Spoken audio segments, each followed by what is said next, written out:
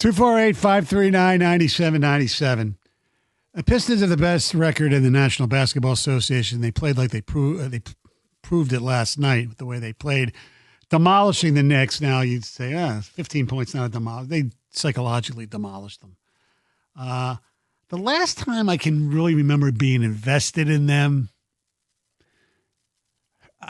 it was weird because they went on this little streak when Stan Van Gundy was the coach, when Brandon Jennings was like on a heater for like 3 weeks.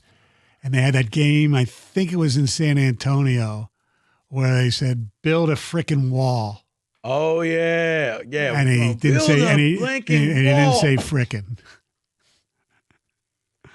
See, the last time I felt this invested in this team, and by invested, I mean, I actually think that they could actually win the whole thing. Oh. Man, it goes back to when they won it. No, I was going to say, no, it was a year after. Yes. 2005. Yeah. And I thought you can go back to back. That's when I looked at that team and said they have what it takes to win. Because right now, Stoney, looking at how they're playing, I think they can get out the East. And you only have to play one team out of the West. That's it. Now, 7-game series, anything can happen. But, yeah, that's, for me, was the last time I looked at this team the way that I look at this team, current team now, like, you guys you really can do something right, here. I know. I mean, the team that I was referring to, I didn't think they could win a title, but I got into them the way they were. They were playing hard, which most teams should. But, yeah, that was when Stan had them going pretty good. 248-539-9797. Ladies and gentlemen, Dylan Larkin, it's 1-0 USA. All right, let's go to Jim in Redford. You're a 97.1. Hey, hi, Mike. Hi, Rico. Love you guys. It's a great show. I love this segment you guys are getting. I was waiting to talk Pistons. I finally got a chance to watch them last night because I have become invested in them for the first time since they were, the championship caliber team. But that performance last night in New York was amazing. I finally got to watch a full game. I was astounded at how good we are. We are a really, really good basketball team. So many guys contributed. Of course, Cade on that stage was fantastic. He was just truly fantastic. And to listen to, I didn't get to see him on TV, but I listened to First Take with Stephen A. Smith. And he had me laughing out loud, especially when Kendall Perkins came on later, and they were talking about the Pistons and how much they admire them, but that just how badly we beat New York. It was a wonderful thing, and everything you said about all those celebrities was great, especially Tracy Morgan. That was the best. To see his face over there, my goodness, that was awesome. Thank you guys very much.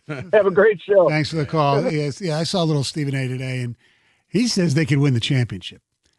He has to.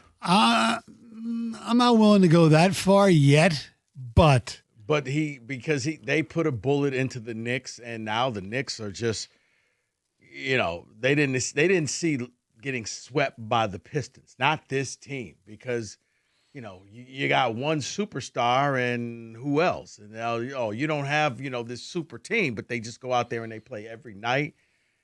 The fact that Kay did it at Madison Square Garden, I think, is going to help him and get his legacy to grow. And now you're going to have people like Stephen A. and all the New York media saying, hey, guys, if you haven't watched Detroit, you need to take a watch and really pay. They're not a cute team. They're a really good team. And as I stated, the playoffs, the Eastern Conference, it's going to be matchups. I think they can get through the Eastern Conference, and you now go into the championship, into the finals, and you probably end up playing OKC or San Antonio. Well, we'll see how you match up against those teams. And I don't know how you would handle Wemby, so maybe you won't. Right. Maybe you want OKC. It's weird because you mentioned New York. I mean, not only the New York media, but Madison Avenue, the ads. I mean, he's in GQ now, okay?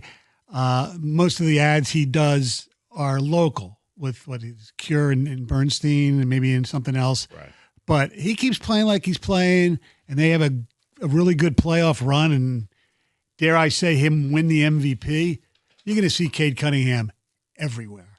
And you should, because he's got I think, a terrific personality without being out there. You know, he's a little quiet. bit of an upgrade from the Cure commercials, yes. Yes. 248-539-9797. Greg and Allen Park, what's up? Hey, what's up, guys? Yeah, to me, it's not out of the question to say the Pistons can win the title. When you look at their brand of basketball, the style of play, they can just lock you down, shut you down. They can play up tempo when they need to, but I just think with their talent, their depth, and their size, who scares you? OKC, I don't think they're as good as last year. San Antonio, Wemby's elite, but the supporting cast, I think the Pistons are better. Denver, Joker's elite, but they're not as good as the Pistons. So I look at just across the landscape of the league. Whoa. Go ahead. Hold on a second. Jokic, yes. Jamal Murray is a pretty freaking good player. They got good bench players in Braun. They are, yeah. And Aaron Gordon is pretty damn good. Let's not poo-poo the Denver Nuggets really yet.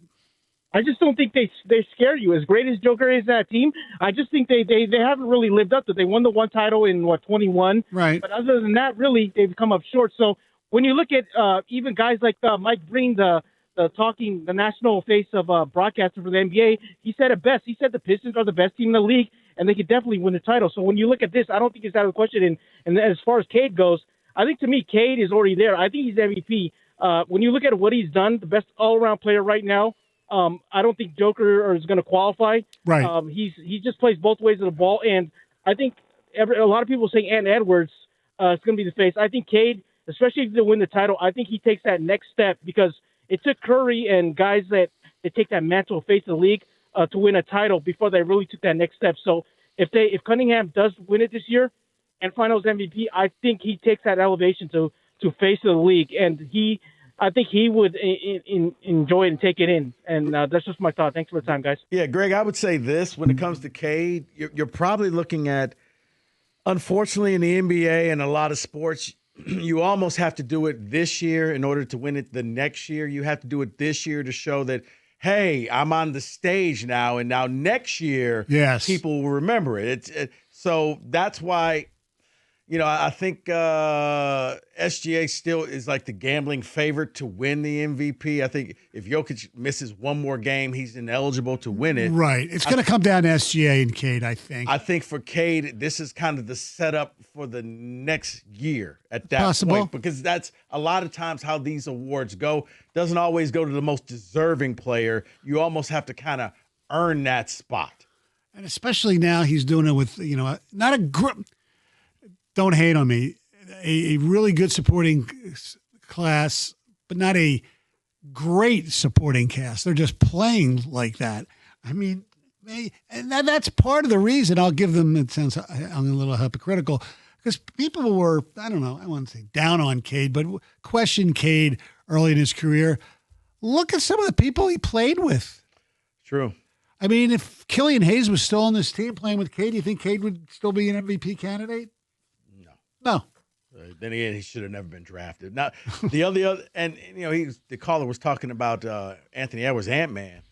I think that what separates the two is Cade is more of a reserved person, where Ant-Man's a movie star. Right, he was in that movie. He was really good in that movie. Right, he just said the Adam Sandler movie. He'll just say whatever. He loves the media. He loves the spotlight. He'll talk to anybody out there, and then you got to see, if you watch the NBA All-Star game.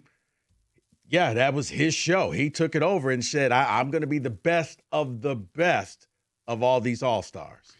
Once again, just because they beat the Knicks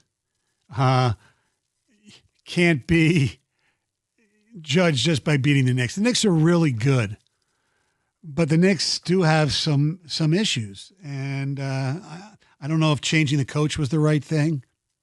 I mean, did they get to be the fall guy? Did they get too tired in the Eastern Conference Finals? I don't know, but they certainly played defense less now than they played back then, because Tibbs was pretty good on defense, if you ask me. But I don't follow him every game. Mike, what's going on? Hey, what's going on, guys? I think Cade is in the running for MVP. I think he deserves it, but I have a reason maybe why the league or the voters won't let him get it. that stretch of 6 games when he was out and the Pistons went 5-1. I think they're going to use that against him and not vote him MVP just because of those games. I don't know if you guys agree. I think it's too small a sample size. I mean, I think SGA, when he didn't play, they were 4-3. Golden OKC, I think. I don't think if it's one thing, if he misses 15 games and they're 13-2, yeah, but 6 games. Well, I agree it's a small sample size. I just think with the history of the league and the Pistons draft, it seems like the league has a vendetta against the Pistons, and they just won't let anybody. No, Mike, hold on. Before Stoney has something, let me say this real quick.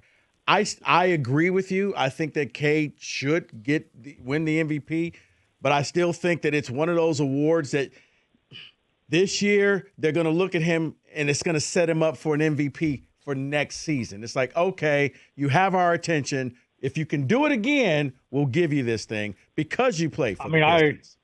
I agree. I hope so. I think if that's the reason why, that's going to be pretty crappy. I don't. The reason I disagree that they're that petty. I agree that he could win and maybe should win. Okay, that's not my argument. The Detroit versus everyone argument in this makes no sense. Cade Cunningham and the Pistons have become media darlings from the season since the season started. I watch a lot of the national shows and some of the national podcasts, whether it's Bill Simmons or Zach Lowe or any of these guys. They love this team. They love Cade Cunningham. Well, see, Stoney, I think it started off as, hey, are you looking at this Detroit team? It's cute. And then slowly but surely, people start saying, guys, they're not cute. Right. They're actually good. Yeah. Guys, they're really good. But the basketball guys, they know. Not just the general media guys. The basketball guys who watch all the time, who have league pass, they know. All right, our telephone number is 248-539-9797. We have an interesting blind ranking for Rico at 3:45. I'm not sure if he's going to love it or hate it. And then the 4 o'clock hour, who said it? It's 97.1.